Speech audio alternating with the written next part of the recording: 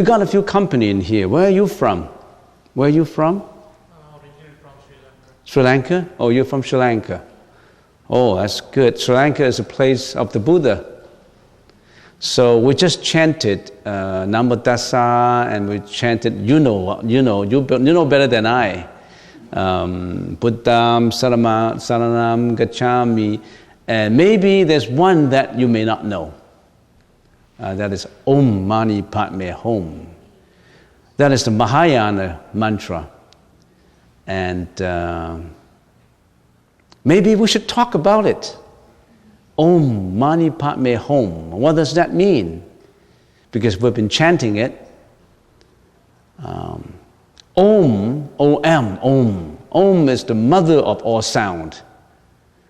It's the origin of everything. It's the mother of all sound. It's the most auspicious sound. It's the Buddha's sound. It's the Bodhisattva's sound. Om, that means listen. Here comes the most powerful mantra, the most gracious and the most saintly sound. Om, so we say Om. That is very mystical, very profound. Padme, it means lotus flower.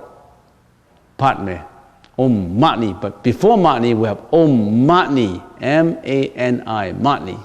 What does Mani mean? Mani means, it's Sanskrit. It's more or less the same as Pali. Sanskrit and Pali, they're quite close. So Mani, Om Mani Padme Hum. Om Mani. Mani, that means, Om is listen. Mani, that means there is something very precious in you. Mani means the most valuable, the most precious in you, not anywhere else. Do you know that you have the most precious? I don't know what do you call that? The most precious. You can call it a diamond, you can call it treasure, but you have something in you that the Buddha said, that is the most precious. And the Buddha just give you one word, Mani. Mani is diamond. What is more precious than diamond on earth? Diamond is the most valuable, but you have the most valuable in you. That's what the Buddha said. And what is that? What is the most precious in you? That is your Buddha nature. You have that nature to be the Buddha. You can be the Buddha. You can be the Arhat. That's in you, Om Mani. That means the Buddha said, you are the most valuable. You have that nature in you. And we call it, how do we call it? We have to call it something. We call it Mani. Om Mani. Padme. What is Padme? Padme means lotus flower. What does lotus flower mean to you? Purification. It's the most purified. It's one purity. And how purified it is? A lotus is grown from the mud. Mud symbolizes the worlds of suffering, the world of mental afflictions, the world of greediness, hatred, jealousy, disappointment, depression, all kinds of mental afflictions. That's the world, that's the mud. But the flower, the lotus flower, is able to grow out of it. It's detached from it. It's growing out of it. And the Buddha said, you're like lotus flower. If you know that you have that Buddha nature, if you follow the Buddha's practice, you purify yourself. Looking for purification. How do you purify yourself? You purify yourself through three means, three ways. You purify yourself through the body, your behavior. Usually, what do? Usually, what is our behavior? When we do something wrong, what does that entail? When the body does something wrong, your behavior is wrong, you will be committing what? You'll be committing bad deeds like killing, like sexual misconduct, like stealing. You could be doing all kinds of bad behavior. But the Buddha said, purify your behavior. Abstain from stealing. Abstain from sexual misconduct. Abstain from being greedy.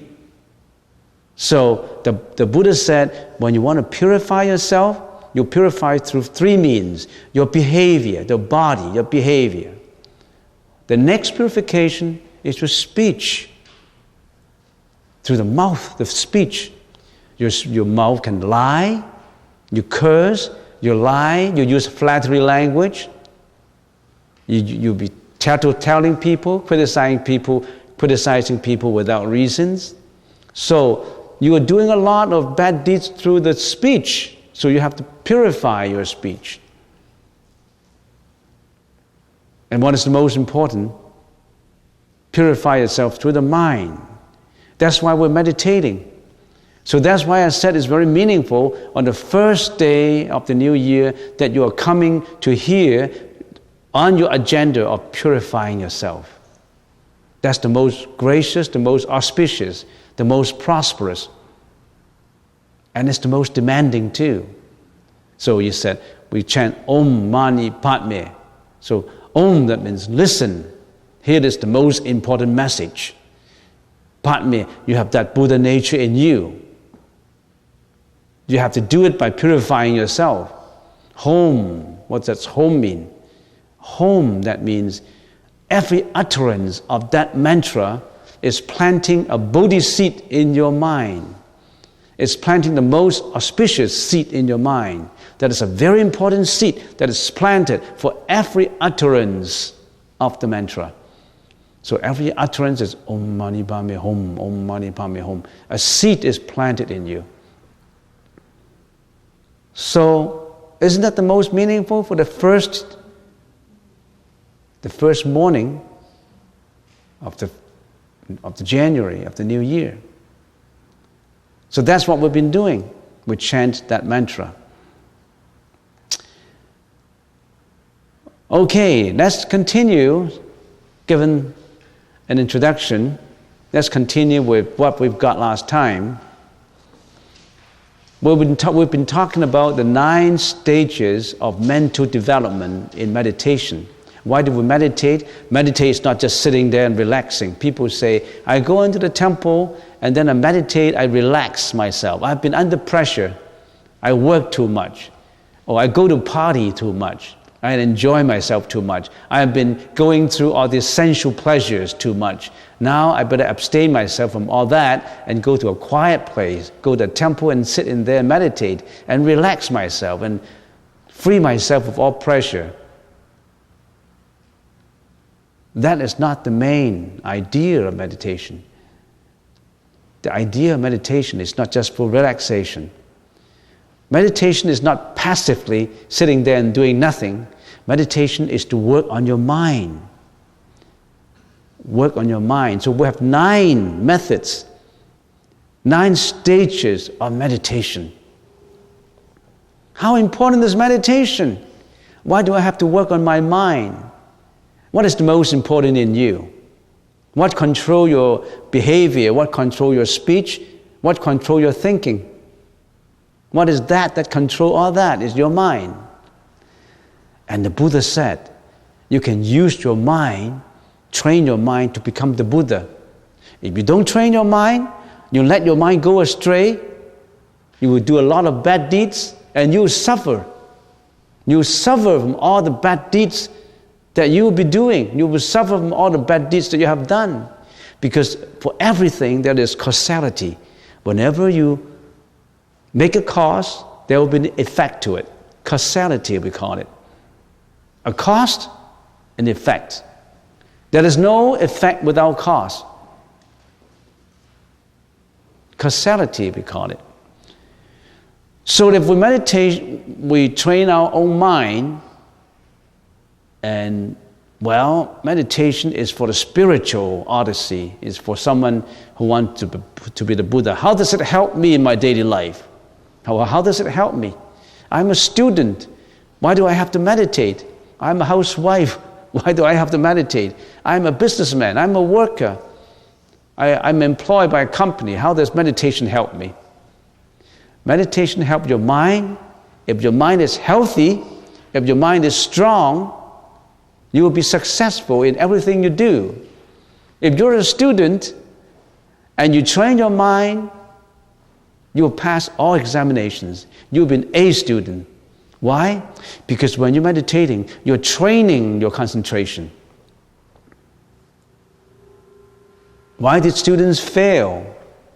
Because they cannot concentrate in their studies. If you can concentrate, you'll pass all examinations with flying colors. You get a score an A all the time. You'll be a very successful student in your high school, in your universities. And if you are employed by a company, if you always have concentration, you concentrate in your work, you will achieve fantastic effects. You do a good job, you will do a fantastic job, you get all kinds of promotion because of your work, of your efforts. So wherever you are, whoever you are a housewife, you need a good mind, right?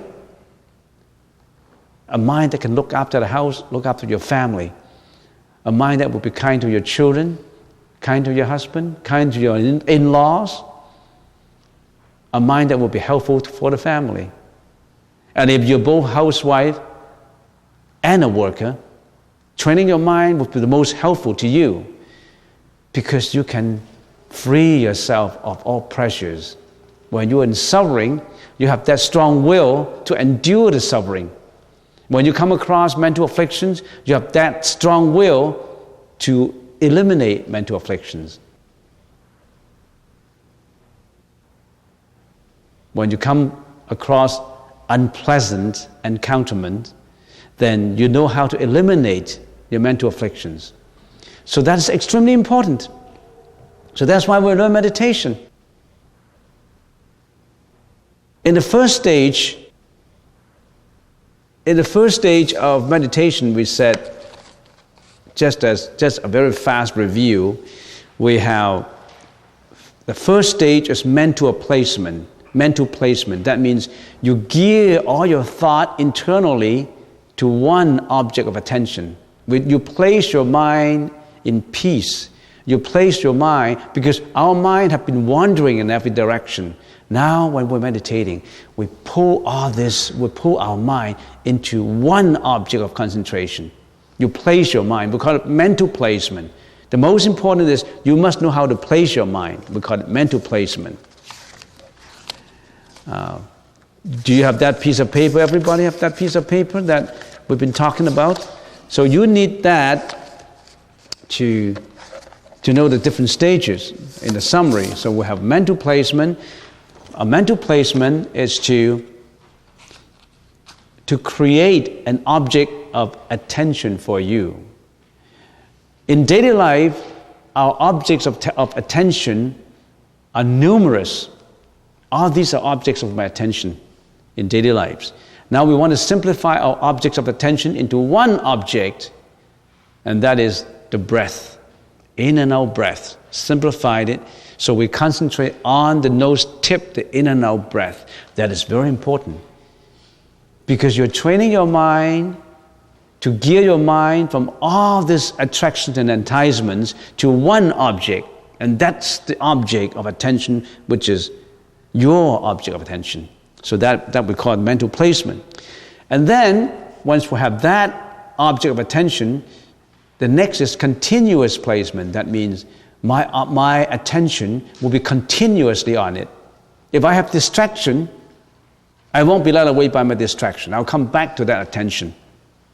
So you're meditating on your breath, in and out breath. You visualize your in and out breath. And then on the next second, you think about something else.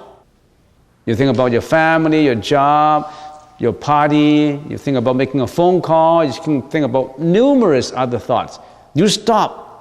That thought has to be continuous. The first thought must continue to the second thought, must continue to the third thought, and all these is continuously the same. Can you do that? Extremely difficult. A 5-year-old may be able to do that for a few seconds. An 80-year-old may not be able to do that for a few seconds. In other words, this continuous thought, continuous placement is very important. So the first one is turn internally to have that object of attention. The second is to maintain that thought continuously without distraction. The third is correcting placement, or we call it patch placement. Correcting placement is what? So when your thought is being led away, you're distracted, you correct it. You bring your thought back. Close placements, that means you are able to correct it so that you are very close to your attention, your object of attention. It's not too far away. In other words, your distraction comes up, it pulls you away, it won't pull you away for too far. Just your distraction pull you away and it's not going too far, you can pull it back. It's so close to you. You're getting better and better. Your distraction is not too far away now. It's close placement. That is the fourth. The fifth is taming. Taming entails one more thing. When you are doing all these, you have to think about the benefits of meditation. The power of the mind. If you are doing all this, you have to encourage yourself. I have to continue doing it.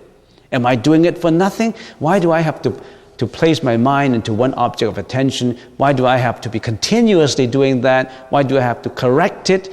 And why do I have to make my distraction not too far away and make it close? Why am I doing all that? You have to think about, I'm on my way to enlightenment. I'm on my way to better my mind, make my mind healthier. I'm on my way to have more concentration. I'm on my way to success because I'm training my mind. Now, what happened? Does it only help you spiritually? It helps you in your everyday life because you have that strong will to do whatever you want to do. Whatever the mind can conceive, the mind can do. That's what positive thinkers talk about in North America, apart from the spiritual concept. If your mind is strong, you can do almost anything in the world. If your mind is fixed on doing good things, if you're a scientist, you're fixed on a discovery, like Thomas Edison, you discover it. You'll be a very successful scientist. If you're a bad politician, thinking about occupying another country, destroying another race, like, for example, Hitler, you're so strong on it, your willpower is so strong, you'll be successful in doing bad things. So it's in two ways. Which way you prefer? Which way do you prefer? The Buddha has his mind on Buddhahood, on enlightenment, and he became a historical Buddha who obtained complete enlightenment. The demon have chosen a different path. Mara has chosen a different path. So whatever you want to choose. So taming, you have to think about the benefits of it. Why are you doing it? So that is taming. You add the aspect of benefits to it, confidence to it, and faith to it in your process of vigilance, in your process of controlling your mind. So that is the sixth stage. Remember the fifth stage is to reinforce yourself with confidence and faith. How many people would meditate for half an hour per day? Not many. Maybe 1 in 10,000 meditate half an hour per day. But how many people would talk on the phone for half an hour per day? Billions of people would talk on the phone on unnecessary stuff for half an hour. Or billions of people would watch crazy television programs for 1 hour.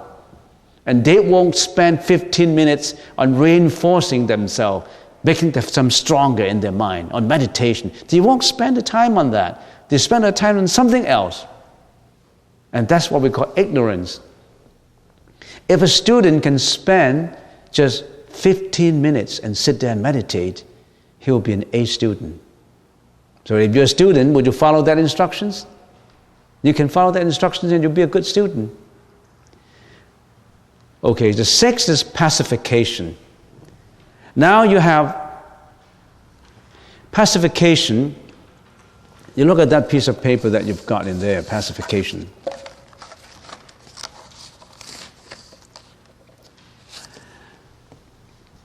What usually in the previous stages is our senses, our 5 senses that interact with the outside objects. And those are crude objects. Now, for example, if I'm meditating in here, and I may be opening my eyes and I see matters. I see all kinds of color, I can see all kinds of forms. I interact to what I see. And my ears interact to sound. My nose interacts to fragrance. My taste, my tongue interacts to taste, and my body interacts to touch. And this is a crude interaction. Now pacification means you are going deeper, more refined interaction. You're going to the 6th consciousness, the mano consciousness, and put it under pacification. And that 6th consciousness, what does your 6th consciousness do to you? The 6th consciousness. All these other senses, the 5 senses, are the outdoor, the front-end salesman of your body. Your front-end salesman, your eyes, your nose, your ears, your tongue, your body. These are the front end. But there's one manager there, sitting at the back of the counter. It is that consciousness manager that controls all the senses. That is the 6th consciousness. We call it the mano consciousness. That mano consciousness is more powerful than your eyes, your nose, your ear, your tongue, your body. Because that consciousness can what? Reflect to the past, look for the future, and feel the present. That consciousness, the 6th consciousness, can think about past events of many, many years ago, or even past lives sometimes. And that consciousness that manager sitting right behind the counter, right at the back of the room, not the salesman, he can look at all the records, the past records, and he can be projecting budgets for the future records, and he's also supervising the present salesman. It's very powerful. That is your 6th consciousness. Your 6th consciousness, think about the past, absorb in good events of the past, and hate bad events of the past, worry about the future. That 6th consciousness is doing all kinds of things to make you happy and make you unhappy. And now in pacification, you are putting that manager under control. That inner manager, not just the senses, not just the salesman. The salesmen are already under your control in the 1st to 5 stages. You already have the salesman under your control. What are those salesmen? The eyes salesman, the nose salesman, the ears salesman, the tongue salesman, the body salesman, because they are under your control. You train them. Now you're training the manager at the back who controls everything, who thinks about the past, who worries about the future, who is working in the present. And here's the most powerful. How do you control your manager? We'll do it next time.